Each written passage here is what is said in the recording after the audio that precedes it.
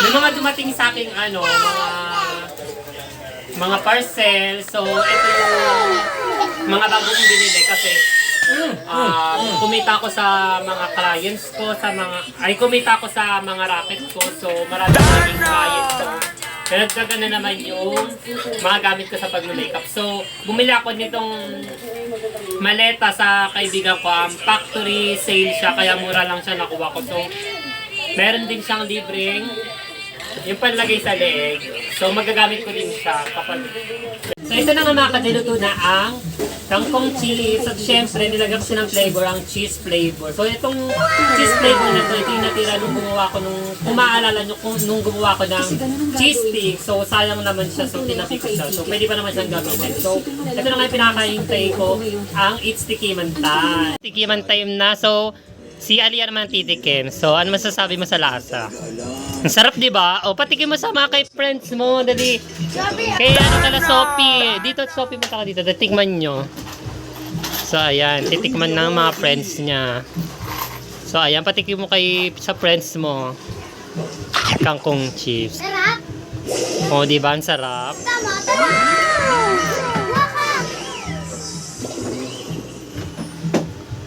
Share mo sa mga friends mo. So, ayan. Very good naman. Salamat sa'yo. At magpakanan. Alis na pala kami ng O, di ba? Ang sarap. So, kainin nyo na yan. mabuting tao sa inyo.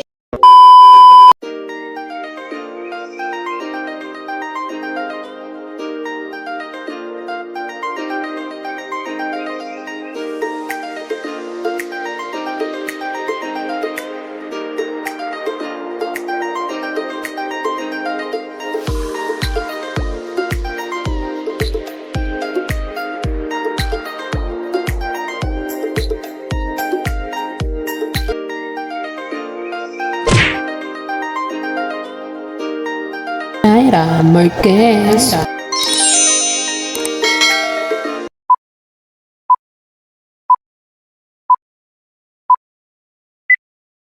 What's up mga ka-Jai? Welcome back sa aking channel. And yes, for today's video, may mga dumating sa aking mga parcel. So, ito yung mga bago kong binili kasi kumita ako sa mga clients ko, kumita ako sa mga racket ko. So, marami ako naging client. So, nagdagan na naman yung mga gamit ko sa pag-makeup. So, bumili ako nitong maleta sa kaibigan ko. Factory sale siya, kaya mura lang siya nakuha ko. So, meron din siyang libreng yung panlagay sa leeg. So, magagamit ko din siya kapag may mga events sa mga malalayong lugar o kaya may mga clients akong malalayong lugar. Siyempre, bumili na rin ako ng hairspray kasi konti na lang din yung hairspray ko. And bumili rin ako ng brush kasi kailangan ko to para sa pagbo-volume ng hair. Tapos, siyempre, umorder rin ako yun ng concealer. So, ito yung ginagamit ko sa mga clients ko na concealer, ang aloe vera BB cream. So, maganda siya. Skin tone siya sa lahat kasi natural lang yung color niya. At syempre, umorder na rin ako ng mixing plate. So, wala rin ako mixing. At syempre mga ka-Jay, soon, mas dodami pa yung mga gamit ko sa pag-makeup. At syempre, malaragdagan pa. Ang pinaplano kong na bilhin sa susunod ay yung upuan na pang makeup. So medyo mahal pa siya kaya mag-iipon muna ako. At syempre, magluluto pala ako ng ano tawag din yung kangkong? Tawag doon? Ayun, magluluto. So mga kanya, magluluto pala ako ng kangkong cheese. So niligpitin ko na to, isasama ko din sa mga gamit ko. So, siyempre nagpapasalamat ako kay Papa God dahil sinusunod yung blessings na dumarating sa akin, more clients, at siyempre nadaragdagan yung mga gamit ko. At siyempre hindi ako nahihirapan kapag may mga clients, mamimake-upan ko na sila ng maayos. Thank you din sa mga nagbigay ng mga make-up. So, siyempre, simulan na natin magluto ng kangkong chips. At syempre mga ka-Jay, kakauwi ko ng galing school ni Alia. So, kinuha ko yung card niya. Tapos, malapit na siya mag-graduation. So, ako yung mag-aayos sa kanya. Tapos, napadaan din ako sa may palengke kasi nga, gawa nga ng walang mabilan ng sangkap ng kangkong chips na gagawin ko. At syempre, bumili na rin ako ng yung nire-request nila na cheesy dynamite. So, sa susunod na vlog ko yung gagawin. At syempre, namili na rin ako ng mga paninda. So, magpapahinga lang at syempre kakain lang ako. Tapos, gagawa na ako ng kangkong chips mamaya. So, cheese flavor ang gagawin kong kangkong chips. At syempre, bago kong pisahan yung pagluluto ng kangkong chips, may dumating na parcel sa akin. So, kanina kasi habang nag-meeting kami sa, sa school ni Baby Aliyah, syempre, pinaliwanag nga doon kung ano yung mga gagamitin nila sa graduation nila, tapos paano yung mga gagawin nila, kung ano yung mga mangyayari sa program nila, sa graduation nila. So, habang nagdi-discuss yung teacher nila, may tumawag sa akin. So, syempre, sinagot ko, baka kasi importante. So, yun pala, Shopee pala, may dumating sa bahay. So, dahil kakilala ko ngayong Shopee, alam mo na, pagka palagi na nagdi-deliver sa'yo, kaklose mo na rin yung nagsi-Shopee. Sinabihan ko siya na sige, lagay mo na lang sa may bahay. Alam mo naman yung bahay namin. Bigay mo kay mama. Ando na yung pambayad. Solo-solo niya na yung bahay namin. So ngayon, gagawin namin ay mag-unboxing kami ng parcel. So singit ko lang dito sa vlog ko. Hulaan, syempre yung hulaan to ni Aliyah kung anong nasa loob ng parcel. So, siguro makeup na naman yan. hindi. Bibigyan kita ng kulo. Ang kulo nito ay sa kuryente siya. Ano? Saksakan! Ay, ang galing naman agad. Appear. So, titignan nga natin kung saksakan yun nasa loob ng parcel. So, magbubukas na tayo. Mag-unboxing na tayo ng parcel. So, tignan na natin. Ilaw din yun. So, ayan. May nakabalot pa siya para safe. So, sa Shopee ko siya binili. Salamat Shopee. Diyan din ako dati nagtatrabaho sa Shopee, mga kasyan. So, ito na nga. Huwag mo muna patayin kasi nag-video kami. Tama ako saksakan! Saglit lang. So, ito na nga. So, magkano yung binayad mo dito, Mama? Wala ko nakalagay. Mga 80. Ano ka ang ano nito? Nasa 118, no? 118. So, ayan siya. Ang ganda niya. So, tinignan ko rin yung yung mga comment review nila. So, maganda naman yung comment review. So, titignan natin kung gumagana siya. So, bawal to gamitin ng mga bata kasi medyo delikado. So, sa nakakatanda nyo na lang, Alam ko yan kasi.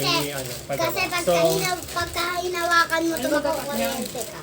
ang dami na Maganda yung onion dapat ako naman tatakot. So, ayan. So, meron din siyang na pantakip sa saksakan para hindi siya delikado sa mga bagets na hawak. So, ayan. Pwede natin siya ilagay dito. Ayan. Kasi medyo delikado siya. Wait, konti lang! Pinaglaruan ng mga bagets. So, ayan. Wait, konti lang. Wait, konti lang. So, iwas. Kuryente na rin. Iwas, kuryentehin ka. So, ayan. Bakit dalawa lang? So, pwede siyang tanggalin. So, itatry natin kung gumagana siya. So, tignan natin. So, binili ko tong extension na to kasi nahihirapan ako sa pag-makeup ko. Dahil minsan sa mga client ko, Itay mo nga ito doon. minsan sa mga client na pinag-makeupan ko, medyo wala sila masyadong saksakan. So, pag nagamit kasi ako ng plancha, kailangan may nakasaksak sa plancha blower at syempre dun sa pangkulot, sa curl ng hair. So, ayan. Tatry na Ganun, natin kaya siya. ko lang. Try natin siya, tapos sasaksakan natin yung Wow, yung sana electric all. fan. So, ayan, gumagana siya. So, tingnan natin kung gumagana siya. Ayan. So, ayan, gumagana nga siya. So, ang ganda. Perfect yung nabili ko, gumagana siya lahat. So, try natin ito. So, ayan.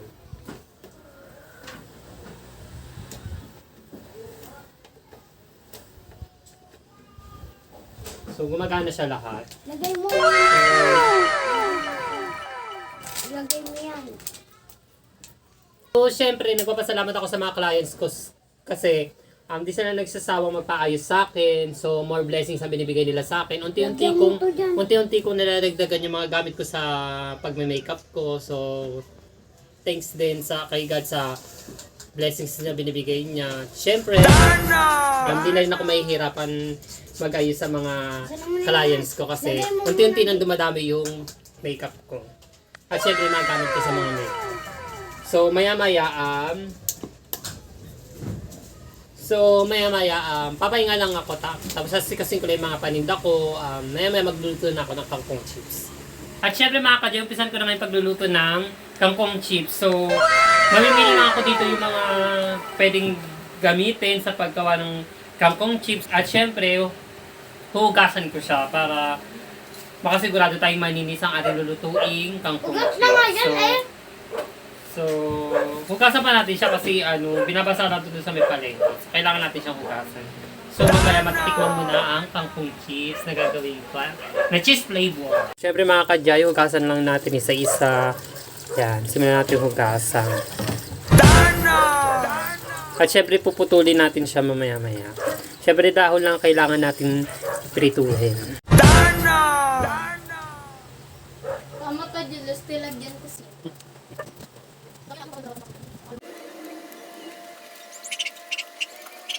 At syempre mga kadya, nagupit ko na nga yung dahon ng kangkong sa tangkay niya. So, itong kangkong, gagawa lang ako ng sausawan niya. Kumbaga parang tumigas siya. So, kailangan ko lang ng harina siya kayong cornstarch siya itlog. Ay lalagyan ko na siya ng konting paminta. Syempre, hindi ko na siya lalagyan ng pampalasa, gawa nga ng ihalo ko na siya dun sa may lalagyan ko siya ng cheese powder mamaya. Tapos itong tangkay, kukuha lang ako dito ng kalahati kasi sayang naman kung itatapon. So, pwede pa siyang gawing bola-bola, di ba? Padantarin na sa gagawing bola-bola. So, syempre mga kadya, umpisan ko na ng pagluto ng kangkong chips. Syempre, unahin ko muna lagyan sa lalagyanan na ang harina. At syempre mga kadya, dahil marami ang dahon ng kangkong, so 4 tablespoon ang nilagay ko. Sunod ko naman ilalagay ang cornstarch. At syempre mga kadya, 1 tablespoon lang pala nilagay ko na cornstarch.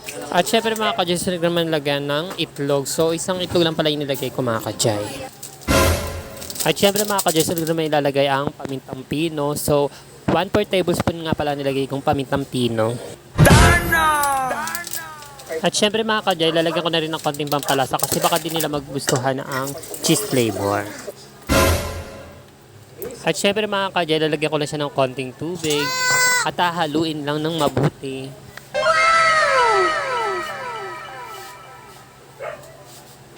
So ayan mga kadya, nahalo ko na nga siya ng mabuti. So ready na nga siyang lutuin. At syempre mga kadya, magre-ready lang ako ng kawali. At syempre, bubuksan ko na rin yung gasol. Hintayin ko lang siyang uminit. At kapag uminit na, saka ko ilalagay ang mantika. At syempre mga kadya, kapag uminit na yung kawali, sulit ko naman ilalagay ang mantika. At syempre, hintayin ko lang siyang uminit. Kapag uminit na, saka ko na ilalagay ang ating kangkong. So ito mga kadya, ang pagluto ng kangkong chips. So sausaw lang natin sa harina at syempre lagyan na natin sa mainit na mantika. At ready to cook na!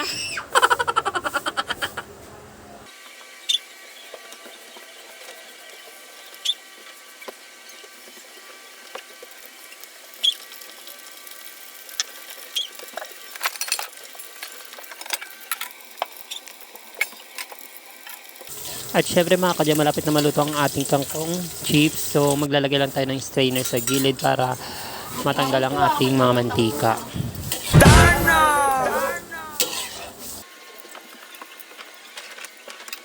So ayan na nga mga kadya, luto lang ating kangkong chips. So mamaya, istikiman time na. At syempre, kumuha lang ako ng malinis na lalagyanan para dito haluin ang cheese powder.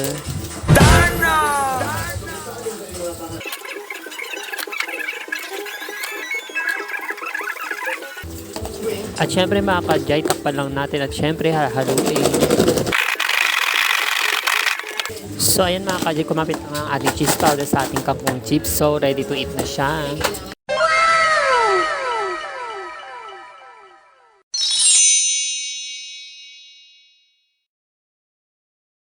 So ito na nga mga kadiluto na ang kangkong cheese. At syempre, nilagyan ko ng flavor ang cheese flavor. So itong cheese flavor na to, ito yung natira nung gumawa ko kung maaalala nyo, nung gumawa ko ng cheese stick. So sayang naman siya, so tinabi ko siya. So pwede pa naman siyang gamitin. So ito na nga yung pinakahintay ko, ang It's Sticky Mantan. So titignan na natin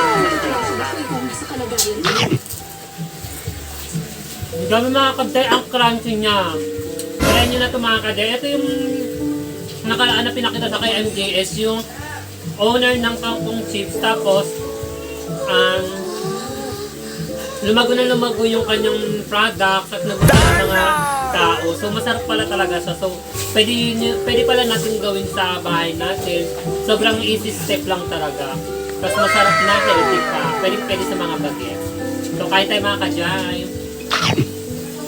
So, tikiman time na. So, si Alia naman titikim. So, ano masasabi mo sa lasa?